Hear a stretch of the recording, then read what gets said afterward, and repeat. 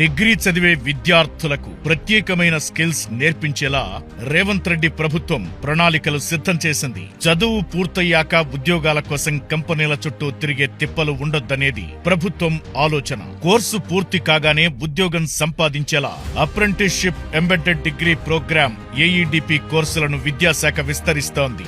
వచ్చే విద్యా సంవత్సరం నుంచి కొత్తగా మరో 11 ఏఈడిపి కోర్సులను ప్రవేశపెట్టేందుకు ప్రభుత్వం గ్రీన్ సిగ్నల్ ఇచ్చింది. సీట్ల సంఖ్య 6,360 నుంచి 11,280కి పెరగనుంది. మొత్తం 26 కోర్సులు విద్యార్థులకు అందుబాటులో ఉండనున్నాయి.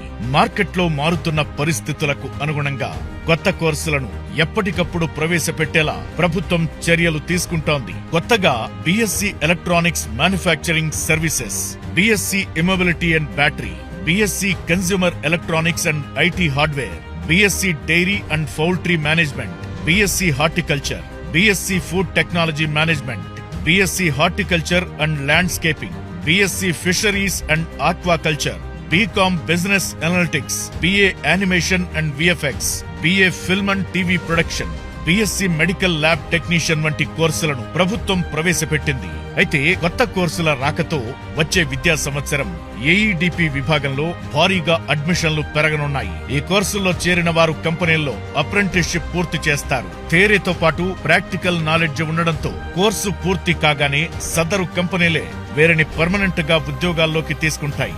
యువతకు ఉద్యోగాలు, ఉపాధి కల్పించేందుకు ప్రజా ప్రభుత్వం పటిష్టమైన చర్యలు తీసుకుంటోంది.